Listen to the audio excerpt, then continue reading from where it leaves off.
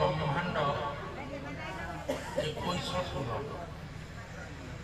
नवखंड मेदिनी सप्तदिका एवं जीव जगत यही जीव जगत भीतर ये चतुर्दश ब्रह्मांड मध्य 772 नई अच्छी 772 नई मध्य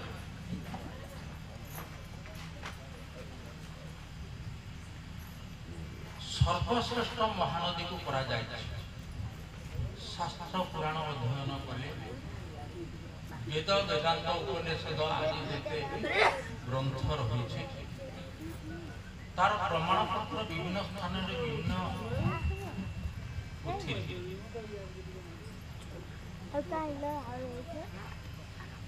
वर्णना रही एवं सत्य त्रेतया द्वापर कली यही चारि युग जेते ठाकुर अवतार ग्रहण एवं जेते नदा नदी सब ये पृथ्वी भीतर रही जहाँ स्वर्ग मर्त पाताल तही मध्य एक बड़ नदी अच्छी महापुरुष अच्युतानंद तांकर जुमर संख्यार प्रमाण कर से निजे कहते 772 नदी मध्य सर्वश्रेष्ठ नदी भाव महानदी को वर्णना कर कहीं वर्णना कले कलिजुगे ना जेते नदा नदी पृथ्वी भीतर अच्छी यही नदीर दुई पार्श्व अनेक सिद्धांत जिनिस देखा एवं पुण्य भूमि से पाई जहाँ को गंगा नदी बोली कहुए यहीपरि भाव से गंगा नदी को प्रमाण कला महानदी कूले कूले जिते सब तीर्थ स्थान अच्छी भविष्य लीला क्या हम बोली जुमर संहिता ठार अनेक स्थान उल्लेख अच्छी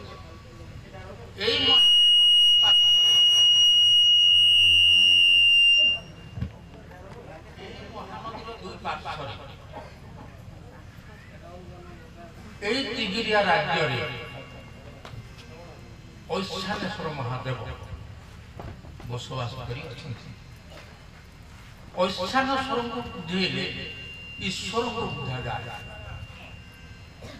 शास्त्र प्रमाण अच्छी ऐशानेश्वर को बुझेले ईश्वर को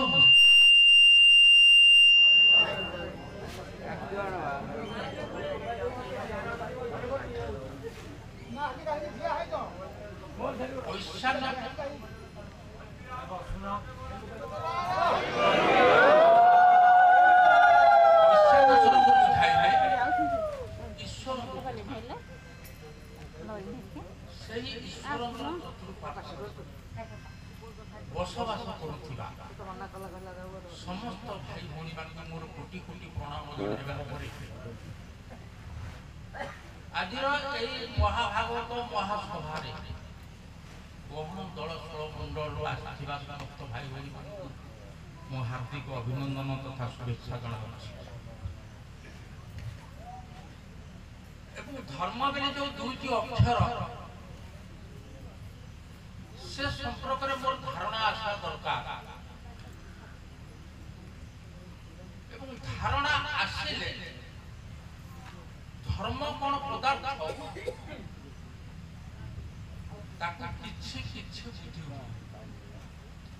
जे पर्यंत मनुष्यर धारणा न आसी से धर्म बोली जो अक्षर गुड़ी अक्षर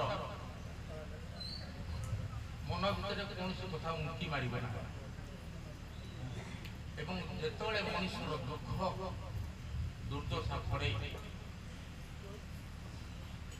आउ गोटे कथा पुणी जनगणसम कथा से कहते अत्यंत बड़ लोक हेले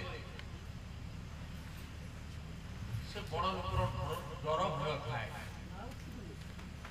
डर भय बल प्रभु को आश्रय ये जनक ऋषि शास्त्र लिखा अति दुख पड़े निज देह को से बाधा आसे अति विकल प्रभु को जानापी चिंता कले को मन ऑटोमेटिक पड़े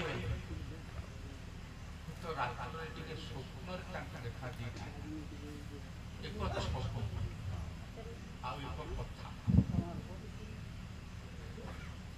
या शरीर तत्व बा शरीरार्थ ज्ञान भितर मुझे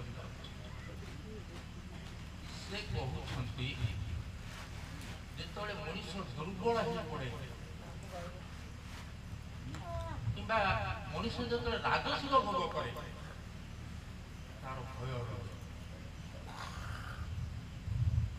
दुर्बल हो पड़े गरीब हो जाए खाया को न मिले उच्चमती थाए से हाथ प्रभु आश्रय मिल जाए जदि आश्रय मिलू न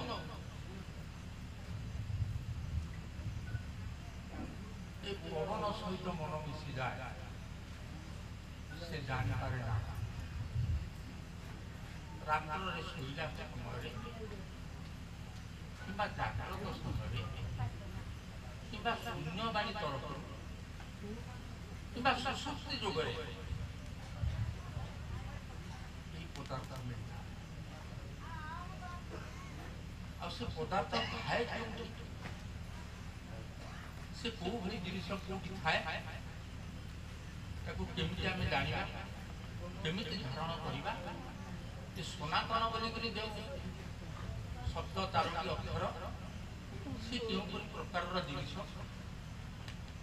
जाना दरकार जाना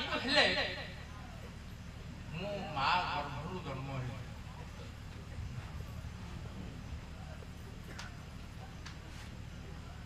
भल भाव चिंता कर जो माँ गर्भर जन्म तलू को आसली मोर एक रूप प्रकाश मो रूप को मो माँ देखी ना ना मो बापा भी देखी ना जहाँ मो माँ गर्भर थी तेणु सेठी जो थी से विषय आम केमी जाना तलू खसले बेलू आकार है आम मैंने जापारे मोर किसी रूप प्रकाश मो माँ देखला कि बापा देखला कि जगत मन देखिले जो मो माँ गर्भर थी से केमी कौन थी तेणु महापुरुष अच्युतानंद गोटे पद कहते सदा शिव कहउछंती सुन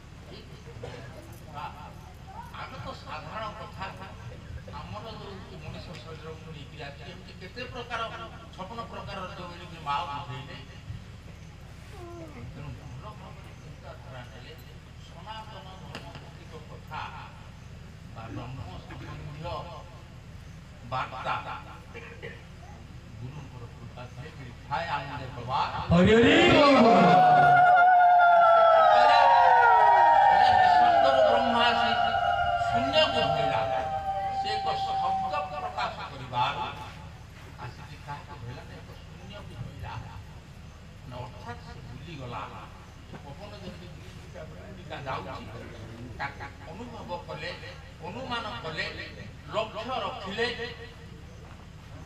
ଆଉ ସ୍ଥିର ନିଶ୍ଚିତ ଜାଣିପାରିବ। ये पिलाଳିଆ କଥା ନୁହେଁ ନା ଏଇ ଯୋଉ ସ୍କୁଲରେ ଯୋଉ ସାର୍ ମାନେ ପାଠ ପଢନ୍ତି ସେ କଥା ଇଏ ନୁହେଁ। ଇଏ କେତେ ତଳ ସ୍ତରରେ ପାଠ ଅଛି, ସ୍କୁଲ ମାନଙ୍କରେ ଯୋଉ ପାଠ ପଢା ହଉଛି କେତେ ତଳ ସ୍ତରରେ। ଏ ତିନିଟା ଶବ୍ଦକୁ କେମିତି ମିଶେଇଲେ ଅକ୍ଷର ସୂତ୍ର ବା ଏ ତିନିଟା ଶବ୍ଦ ମୋ ବାପା ପଢେଇଥିଲା, ମୋ ଗୁରୁ ପଢେଇଥିଲା। ପ୍ରଥମେ ବ୍ରହ୍ମା, ଗୋଟିଏ ଶୂନ, ଦ୍ୱିତୀୟ ବିଷ୍ଣୁ, ଗୋଟିଏ ତିନିଟା ଶୂନ୍ୟକୁ କେମିତି ଯୁକ୍ତ କରାଯାଏ, ଯୁକ୍ତ କରିବାରୁ ତା ଫଳ କଣ ହୁଏ ସେଟା ଜାଣିବା ଦରକାର। କଥା କହିଲେ ହେବ, ଧର୍ମ କଥା ବହି ବୁଝିକିରି ବହି ବୁଝିବା ପାଠ ଇଏ ନୁହେଁ। ଇଏ ଅନୁଭବର କଥା, ଅନୁମାନର କଥା, ଅନୁଭୂତିର କଥା। ସେ କହିଲେ ସେ ଶୂନ୍ୟ ପ୍ରକାଶ ହେଲା। ତାପରେ କଣ କହିଲେ? ସେ ଠୁଳକାର ଏକ ଜ୍ଞାନ ନାମ ବୁଝାଇଲା। କିଏ କହିଲେ? ଅଚ୍ୟୁତାନନ୍ଦ ମହାପୁରୁଷ କହୁଛନ୍ତି ସଦା କଣ କହିଲେ ନା ଠୁଳକାର ଏକ ଜ୍ଞାନ ନାମ ବୁଝାଇଲା। ହରେ ରାମକୃଷ୍ଣ କଥା ସେ କହିଲେ ନାହିଁ। ଯୋଉ ନାମ କିଏ ସଂସାର ସାରା ଲୋକ ଟିକି ଟିକି ବେଇକିରି ଅଷ୍ଟପ୍ରହରୀ 24 ପ୍ରହରୀ 108 ପ୍ରହରୀ କହିଲେ କଣ ହେବ ଭାଇ କହିଲ? बोले कौन है भाव आसब टे उन्माद लगे भल स्वर ताकू शुभ किंतु मुक्ति मिल ये गण दलर पाठ भल भाव मन रखिक पेड़ी कर साइड रखा भविष्य तो जीवन लागू है तो बापा जीवन नुहे तो निज जीवन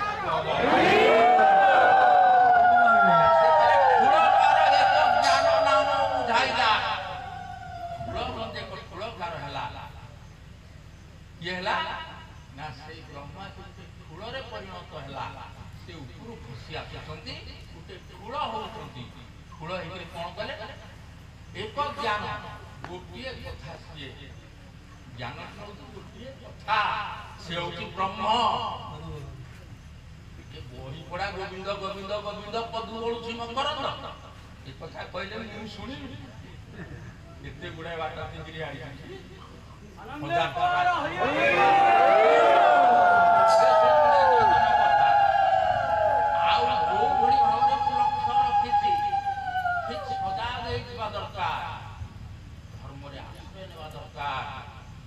अनुप्राणित हेबा दरकार। धर्म रे किए केते दूर गला ताका माप काठी रे काठी किरि माथिबार दरकार। हेले जानि मो जीवन धन्य हला फूल कार एक ज्ञान नाम बुझाइला। सेई शून्य शब्द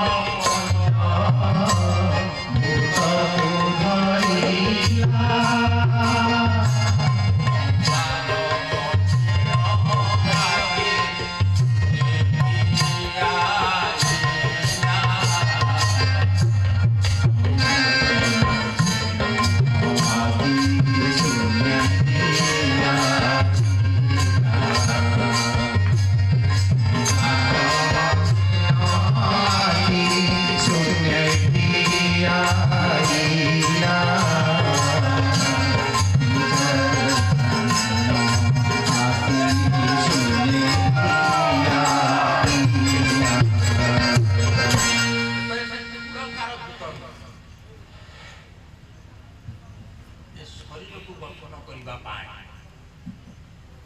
ବା ସିନ୍ଧୁକୁ ନିର୍ମାଣ କରିବା ପାଇଁ 5ଟି ସ୍ୱର ପ୍ରକାଶ କଲେ। ସେ ଯୋଉ 5ଟି ସ୍ୱର ପ୍ରକାଶ କଲେ ତାପରେ ସେ କଣ କହିଲେ ନା ସେଇ ପଞ୍ଚ ସ୍ୱର ଲକ୍ଷ୍ୟ ରଖିକି କହିଲେ ମୂର୍ତ୍ତିକୁ ଧରିନ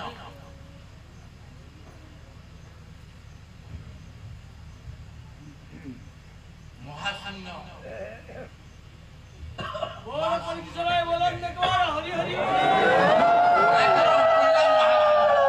ସେ କହିଲେ ସେଟା ଅଣାକ୍ଷର ବୋଲିକରି ଯୋଉଟାକ ଆମର ଏଇ ବାବୁ କହୁଥିଲେ ଅଣ ଅକ୍ଷର ସେ ଅକ୍ଷର ନୁହେଁ ତାକୁ ଅଣାକ୍ଷର ବୋଲିକରି କୁହାଯାଏ। ଆଉ ଗୋଟେ ଠାରେ ମୁଁ କହୁଥିଲି ସେ ହଉଛନ୍ତି ଅଣାକୃତି। ସେ କଣ ତାକୁ ବୁଝିବା ଦରକାର। ସେଇଭଳି ସଦ୍ଗୁରୁ ହେଇଥିଲେ ଜଣେ ଶିଷ୍ୟକୁ ଯଦି ଏଇ ଉପଦେଶ ଦିଏ ତାହେଲେ ସେ ଶିଷ୍ୟର ଜୀବନ ଗତି ମିଳିବ। ଯୋଉ ବାବା ଆମର କହୁଥିଲେ ଏଇଭଳିଆ କେତେ ଗୁରୁ କେତେ ବ୍ରାହ୍ମଣ କେତେ କଣ ସବୁ ଲୋକ ତେଣୁ ତାଙ୍କୁ ଭାଇଲେ ତୁମେ ମରିବ ତମ ଗୁରୁ ବି ମରିବେ। ତମ ଗୁରୁ ତ କିଛି ଜାଣିନାହାନ୍ତି।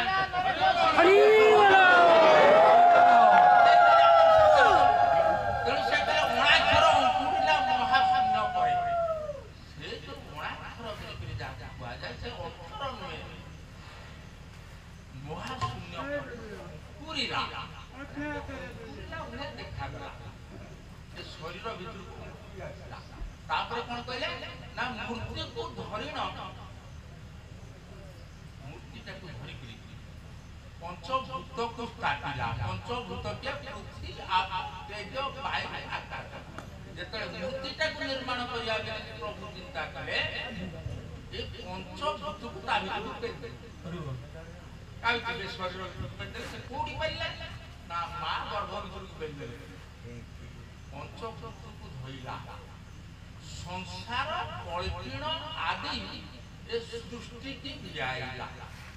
ମା ଯଦି ବାସନା ନ ଦିଏ ତାହେଲେ ପୁତ୍ର ଜନ୍ମଟା ଅସମ୍ଭବ ଅଟେ।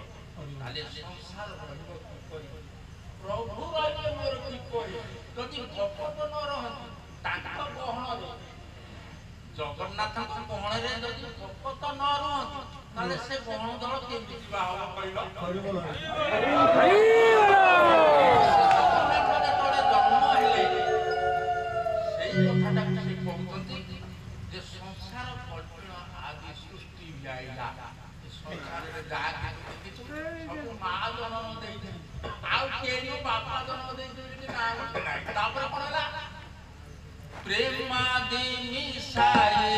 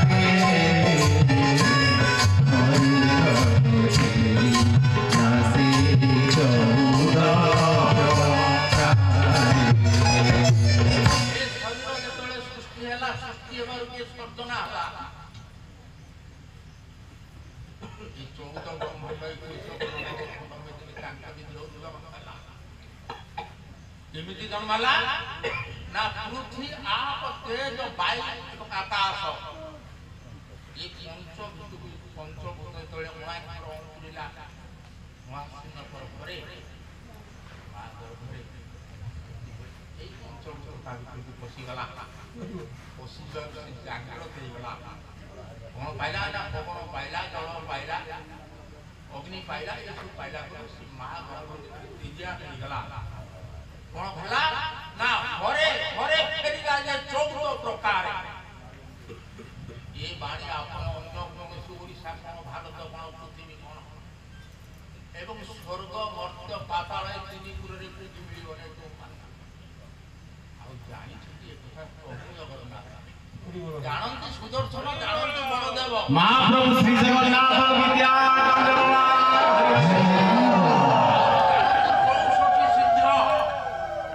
ଜାଣନ୍ତି 12 ଗୋପାଳ 16 ସରଦାର 13 ଓସ୍ୱାର 8 ସଖୀ ବା 16 ସଖୀ।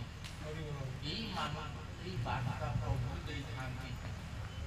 ଏଇ ବାର୍ତ୍ତାକୁ ପାଇ ପ୍ରଭୁ ପଛରେ କୁକୁର ଭଳିଆ ସେମାନେ ଉଡ଼େଇଥାନ୍ତି। ଆଉ ପ୍ରଭୁ ହଉଛି କାହାରି ପୁଣି ସମସ୍ତଙ୍କର। ମା ଗୋଟିଏ କଥା କହିଲେ, କିଏ କେଉଁ ସ୍ଥାନରେ କଣ କରୁଛି, ଏ ଯୋଉ ମୋବାଇଲ ଫୋନ ଏଇ ତମକୁ ସବୁ କିଛି ଜଣେଇ ଦବ। କାରଣ ଠିକ ସମୟରେ ବୈକିରାମ ଆସିବା ପୂର୍ବରୁ ସେ ମୋବାଇଲ ଫୋନଟି ମାରିଛି। କାରଣ କିଏ ସତ୍ୟ କହୁଛି, କିଏ ମିଛ କହୁଛି, କିଏ କଣ କରୁଛି, କିଏ କଣ ନ କରୁଛି, এই মোবাইল ফোনই আপনার সমস্ত কথা জনাই দেব। তেণু তুমি চোর কি ডকায়ত কি তস্কর কি খন্ট কি কোণ এসব কথা আপনার বারম্বার সে সূচাই দেব। কথারে কইলে মু শুনিনি, তুমি দিয়ে হুও। ଆଉ ଗୋଟିଏ ମେଳାରେ ସ୍ୱୟଂ ନାରାୟଣ ନାରାୟଣ ନିରାକାର ବିଷ୍ଣୁ ଆସିଲେ ମୁଁ ତାଙ୍କ କଥା କେବେ ଶୁଣିବାକୁ ଚାହେଁ ନା। କାରଣ ମୋ ପ୍ରଭୁ ମତେ ଯେତିକି ବୁଦ୍ଧି ବିବେକ ସେ ବୁଦ୍ଧି ବିବେକ ବଳରେ ଏବଂ ମୋର ଦୃଷ୍ଟି ଶକ୍ତି ବଳରେ ତୁମେମାନେ କଣ କରୁଛ ମୁଁ ତାକୁ ଭଲ ଭାବରେ ପର୍ଯ୍ୟାଲୋଚନା କରିବି ଏବଂ ଏଇ ଦୁଇ ଚକ୍ଷୁରେ ଭଲ ଭାବରେ ଦେଖିବି। ଗହଣ ଦଳମ ଅପାର ଅପାର କହି ତୁମ ସୃଷ୍ଟି ଥିବ। ଜିତେନ୍ଦ୍ରିୟ ଭକ୍ତ ଅବଧୂତ କତ ଅଚ୍ୟୁତ ବଚନ ଧ୍ରୁବ। କହିଲେ ଯେତେ ଅଛନ୍ତି ଗହଣରେ ହେବେ ଉପଗତ, ବାରଣ ବେଳକୁ ଜାଣି ଅନନ୍ତ ଦଳକୁ ଘେନି ରହିଯାଇଥିବି ନିତ୍ୟ ଦଳ ପରିମାଣି। ଏମନ୍ତ ସମୟ ରତ୍ନ ରଖିବୁ। ରତ୍ନ ବଟର ପାଶରେ ଅନାହତ ଧୂନି ଲୀଳା ଲାଗିଥିବ।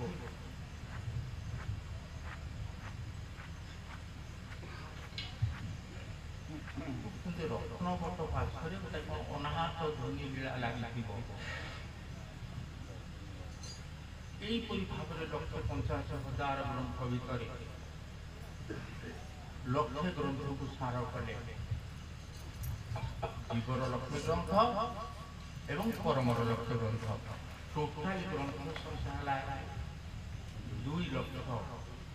ତନ୍ମଧ୍ୟରୁ ଏ ଯୋଉ ଗୀତା ଭାଗବତ ପୁରାଣ ବେଦ ବେଦାନ୍ତ ଉପନିଷଦକୁ ନେଇ ଶ୍ରୁତି ବୋଲିକରି ଗୋଟିଏ କଥା ସେ ଅକ୍ଷରଟିକୁ ବର୍ଣ୍ଣନା କରିହୁଏ ନା। ତାଙ୍କୁ ପରମ ବ୍ରହ୍ମ ହରି ତାଙ୍କ ମୁଖରୁ ନିଃଶୁକ୍ତ ବାଣୀ କହିଲେ, ତାଙ୍କୁ ଅନନ୍ତ କହିଲେ। ଅନନ୍ତ ତାକୁ କେତେ ଶୋକ କଲେ, ନାରଦ ଏତେ ଶୋକ କଲେ, ନାରାୟଣ ଏତେ ଶୋକ କଲେ, ବିଶ୍ୱସ୍ତୁତ ଏତେ ଶୋକ କଲେ, ବ୍ୟାସ ଏତେ କଲେ, ଶୋକ ସନକାଦି ଏତେ କେତେ କେତେ ଶୋକ କଲେ। ଏମିତି ହେଇକି ଗୋଟେ ଭାଗବତ ହେଲା। ଏଇ କହୁଥିଲେ ବାବୁ 9 ଜଣ ବସିକିରି ତାକୁ ସିଦ୍ଧାନ୍ତ କଲେ। କିନ୍ତୁ ଭାଗବତ ବ୍ରହ୍ମ ହଉଛି ସେଇ ବ୍ରହ୍ମକୁ ଚିହ୍ନିକି ଲୋକ ଭାଗବତ କେହି ଚିହ୍ନିବ। ଧର୍ମ ବୋଲିକରି ଯୋଉ ଯୋଡ଼ିଏ ଅକ୍ଷର କହିଲେ ସେ ସେଇ ଗୋଟିଏ ମଣ୍ଡଳ ଭିତରେ ଅଛି। ଧର୍ମ ବ୍ରହ୍ମ ନାମ ଆଉ ଫେରି ପାରୁ ସେ ଫେରି ଆସିପାରୁ ଏ ଗହଣ ସେ ଯେତେବେଳେ ଫେରି ଆସିଲେ ସେ ଗହଣ ବୋଲିକରି ଗୋଟିଏ ସୃଷ୍ଟି ହେଲା। ସେଇ ଗହଣ ଦଳର ମାଲିକ ଆସିବ କିଏ ନା ପ୍ରଭୁ ସେଇ ଦାରୁ ବ୍ରହ୍ମ ଜଗନ୍ନାଥ। ସେ ରୂପ ନେଇଥିବେ,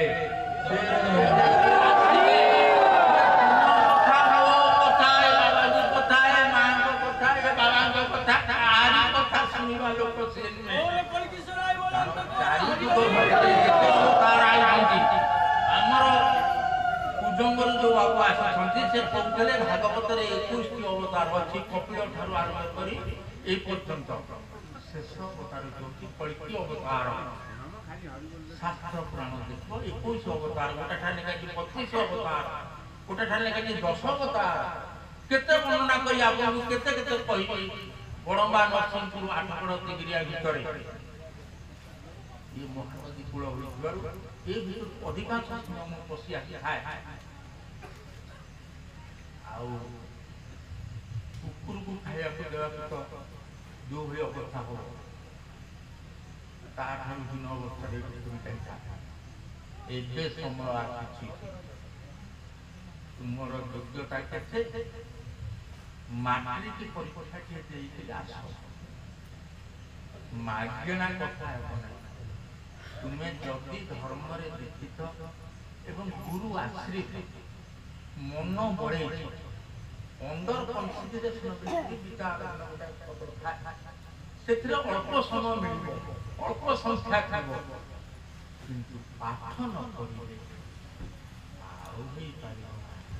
और गुण फेड़ मिशा आउ जेते कथा तोर फसर फसा जेते कोबी काढू ताळे जेते आळू पगौतु नबा जेते कोठावाड़ी करतु खर्चा जेते सुनाळंकार करतु जेते जहाज तो जेते बड़ बड़ कथा करतु मोला नेता किछु परिणाम सत्य जनो मनरे से नाना को घोषुथा नाम होती जोड़ी अक्षर होती जोड़ी कौन कहले मक्कार मंडल त्रिकुटर तलु धोनी अनाहत बाई जागी तु पारिले जोगाई रखिले नेत्र पथे दिसु थाई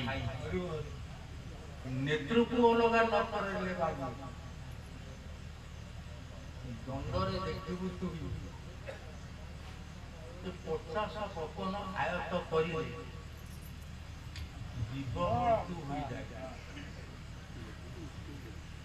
50 पवन तुम आयत करी 50 खंड पवन जेमती संख्या जी 1 2 3 4 5 सेमती पवन संख्या होती 50 खंड सेमती आपण कहते मु चौराजी खंड जे पड़ी से पाठ पढ़ी पढ़ी काई जी गुरु गई से कथा वर्ण बदरे जो 50 अक्षर ये वर्ण बदरे ये मास्टर दबल है ये सरकार तो जानी ना जो अक्षर कोन आ पाठ पढ़ेबे कोन बा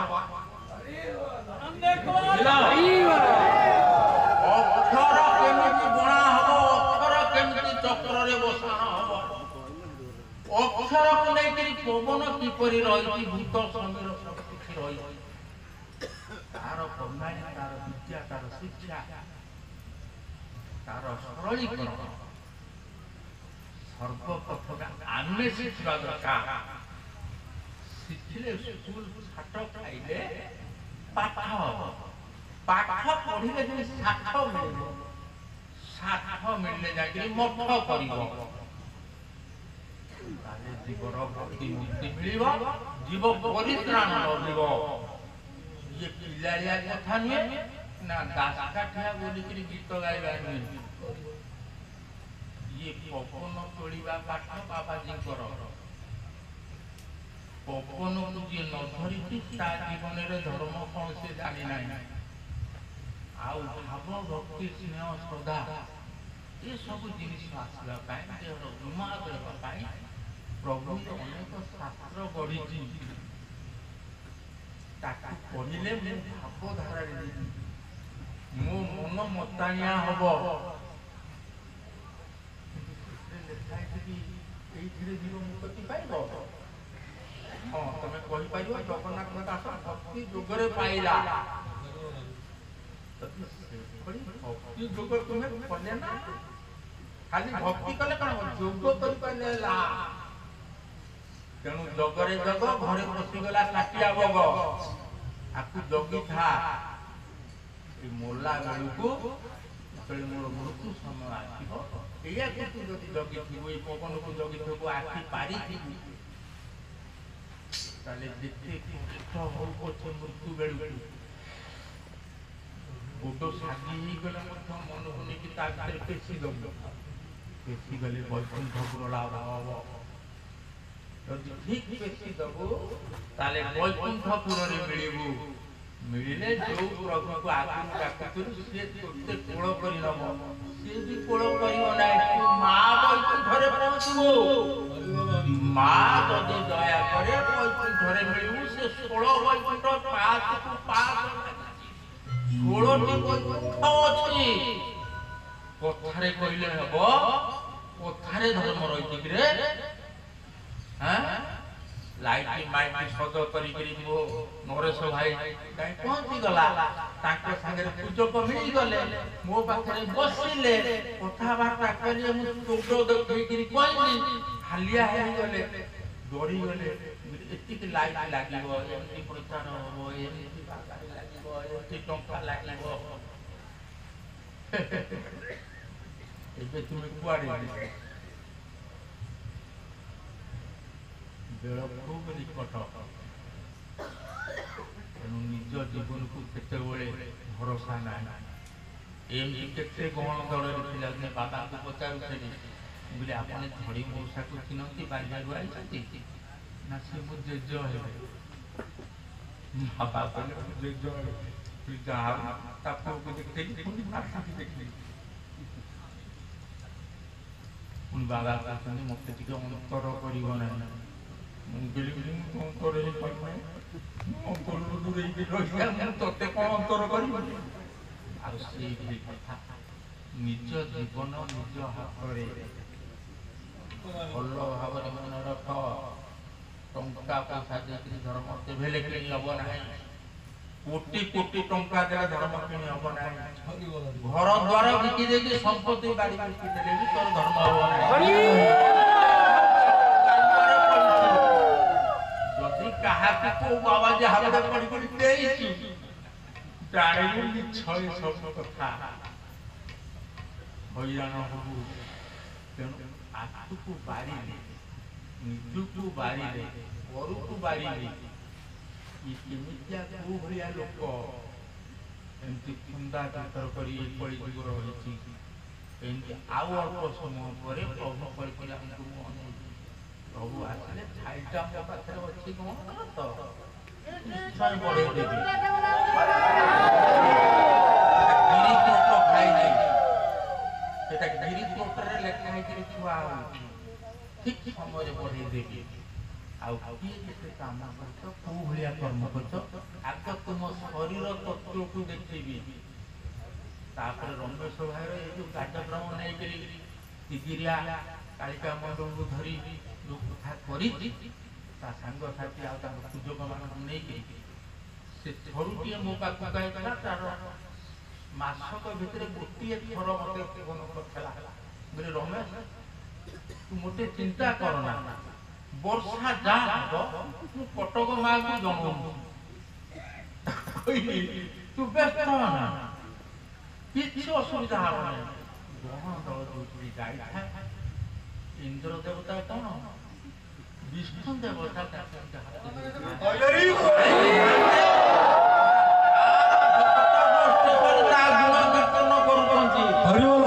ଚୋରି ନାହିଁ ନା ଡକାଇତି ନାହିଁ, ତା ଗୁଣକୁ କୀର୍ତ୍ତନ ଆମର ହବ ଗୀତାରେ ଅଛି।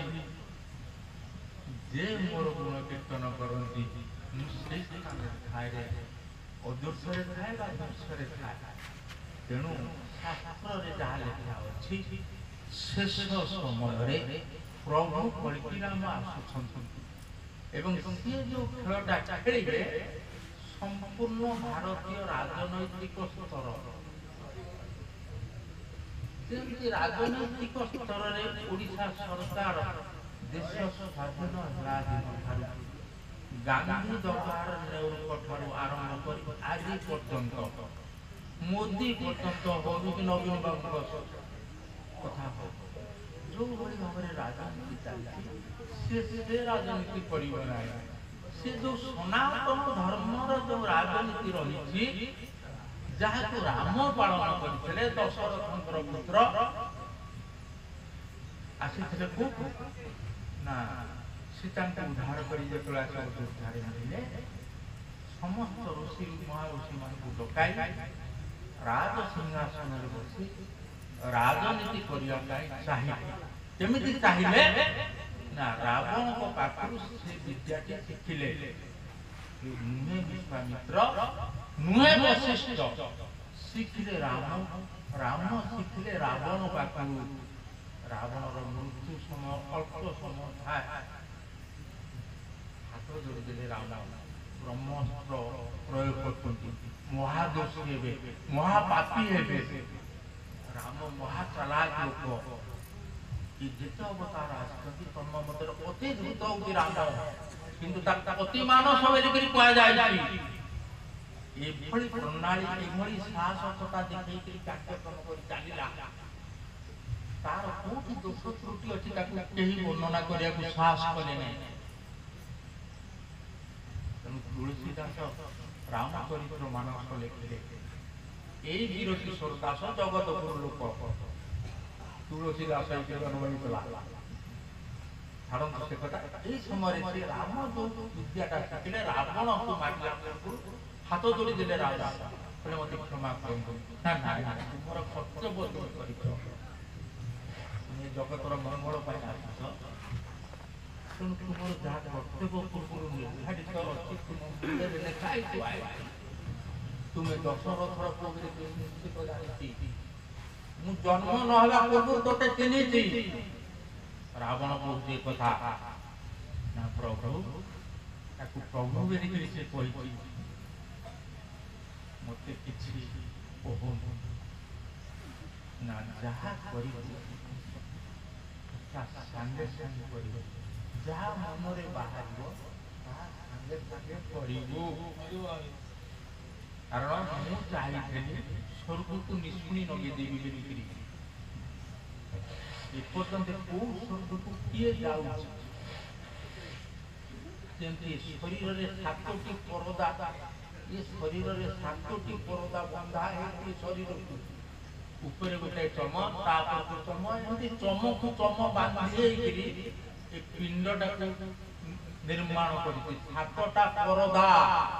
ଡାକ୍ତର ମାନେ କହି 3ଟା କହିବେ, ଆଉ 4ଟା ଯିବା ମୁସ୍କିଲ ତାଙ୍କର ହବ। ଏତେ ଅଣୁବୀକ୍ଷଣ ଯନ୍ତ୍ର ଦେଖି, ଏତେ ଯନ୍ତ୍ର ସରକାର ଆମେରିକା ଇଂଲଣ୍ଡ ସବୁ ତିଆରି କରିବେ। ବ୍ରହ୍ମ କଣ କୋଉଠି କେମିତି ସେ ଯନ୍ତ୍ର କହିପାରୁନାହିଁ। ତେଣୁ ତାକୁ ହିଁ ଦେଖନ୍ତି ଭକତ। ସେ ବିନ୍ଦୁ ବ୍ରହ୍ମକୁ ସେ ମହାପୁରୁଷ କହିଲେ, କଣ କହିଲେ ନା ଖେଳୁଅଛି ବିନ୍ଦୁ ବ୍ରହ୍ମ ନାମେ ଯାଏ। ଖେଳୁଅଛି ବିନ୍ଦୁ ବ୍ରହ୍ମ ନାମେ ଯାଏ।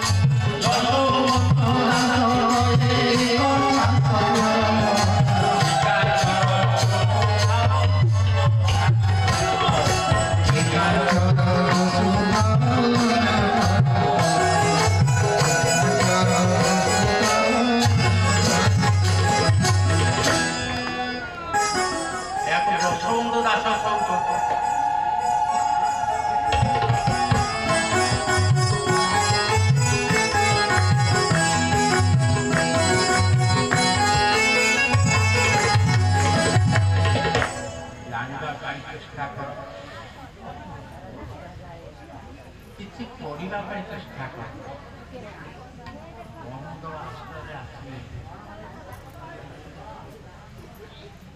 ଯେଉଁ ଠାକୁରାଣୀମାନଙ୍କୁ ସବୁ ଦାୟିତ୍ୱ ଦିଆହେଇ କାଳୀ ଭଗବତୀ ବିରଜା ତାଙ୍କ ଟାକୁରି ଠାକୁର ଖାଇଲେ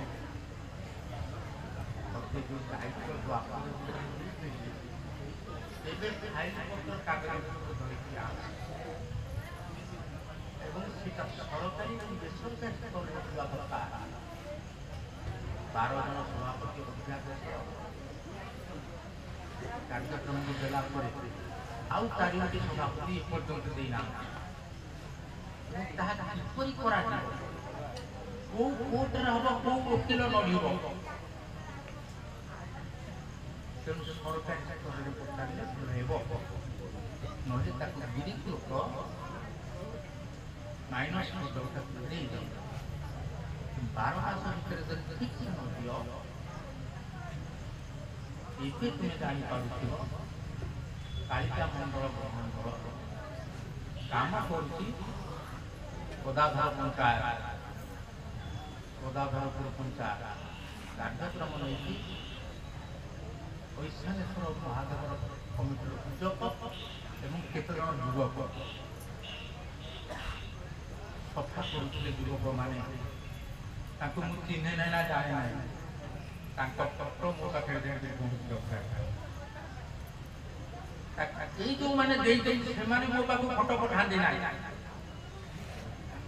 ମୋର ଗୋଟେ ଗୋଟେ ରାଷ୍ଟ୍ରଦୂତ ରଖିଛି ଯେଉଁମାନେ ତୁମମାନେ କେହି ଜାଣ ନାହିଁ ତାକୁ ସ୍ପାଏ ବୋଲି କୁହାଯାଏ ଇଂରାଜୀରେ ସେଇମାନେ ଫଟୋ ସାଙ୍ଗେ ଏବଂ ଯେତେ ଯାହା କଲେ ତୁମେ ସିନା ମୋତେ ଟିକେ ଠକି ଦେବ ଆଉ ସେ ଯେ କଳିରାମ ଆସୁଛି ତାକୁ କ'ଣ ଠକି ଦେବ 36 ବର୍ଷ ମୋତେ ଠକି ଠକି ଆସିଲ ଆଉ ତୁମେ କେତେ ଯେଉଁ ପାଠ ପଢ଼ିଛ କୋଉ ଡିଭିଜନରେ ପାସ୍ କରିବ ସେ ହିସାବ ମୋତେ ଦେବାକୁ ଚିନ୍ତା କର ବ୍ରହ୍ମ ଜାଣନ୍ତି ବ୍ରାହ୍ମଣ ବ୍ରାହ୍ମଣ ହିଁ ବ୍ରହ୍ମ ଜାଣିଛି ତେଣୁ ବ୍ରହ୍ମକୁ ଜାଣିବାକୁ ହେଲେ ଏଇ ସ୍ତରରେ ଗତି କଲେ ଆଖି ନାକ ପାଟି କାନ এই 5টি স্থাନରେ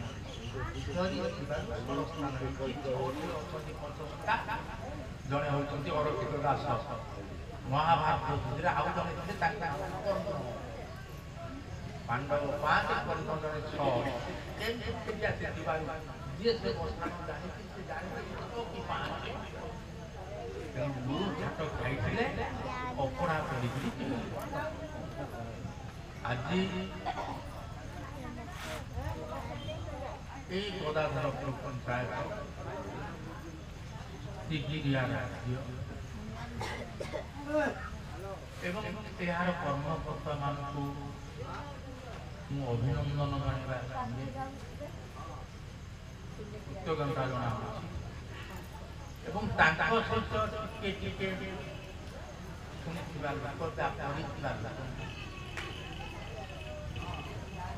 ଅଭିନନ୍ଦନ খবর সদাবেলে থাকে কালিকা মন্ডল সভাপতি এমপি কিসে থাকে ফোনের কথাবার্তা টিএটি মিটিং আসলে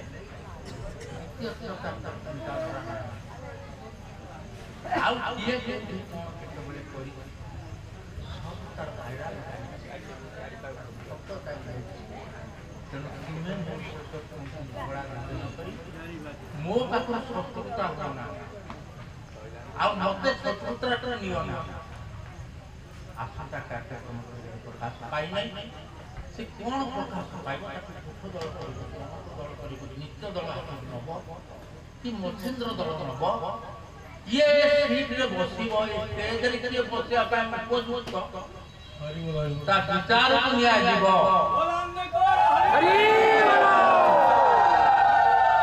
ତେଣୁ ବିଚାରଟାକୁ ଦେଖିଲେ ଜଣା ପଡ଼ିବ ତା କଥାବାର୍ତ୍ତା ବ୍ରହ୍ମ ସମ୍ବନ୍ଧୀୟ କଥା କି ନା ଆଉ ରସି ରସିକା ମିଶି ମିଶିକା କଥା କହିବେ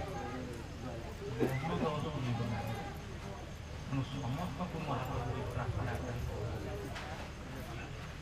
ଯେ ଯେଉଁ ସ୍ଥାନରେ ଥାଉନାହାନ୍ତି ପ୍ରଭୁଙ୍କର କାମ କରିବା ପାଇଁ ପ୍ରଭୁଙ୍କର ଗୁଣ କୀର୍ତ୍ତନ କରିବା ସମସ୍ତେ ଏକତ୍ରିତ ଏବଂ ସନାତନ ସ୍ଥାପନ କିପରି ହେବ ତା ଆପଣମାନଙ୍କ ଉପରେ ନିର୍ଭର କରୁଛି।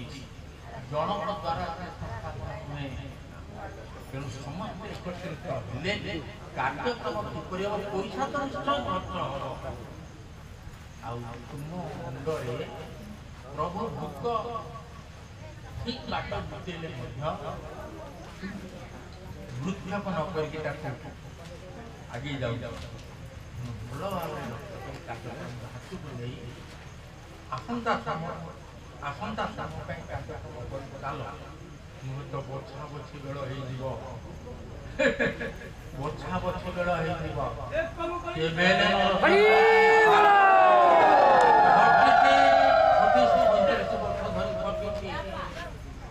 ଯେତିକି ଥିବେ ତାକୁ ଚାଲୁଣିରେ ପୁରେଇକି ନବ, ଯେମିତି ଗଳି ନ ପଡେ। ଚାଲୁଣିରେ ପୁରେଇକି ତାକୁ ନବ।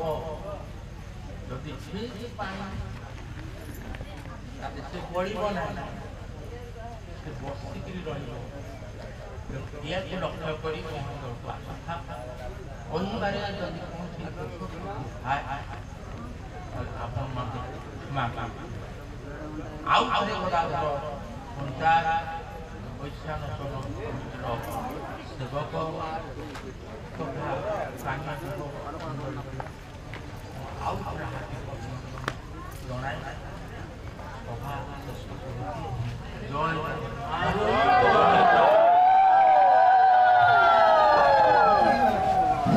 राजा अनंत केसरी देव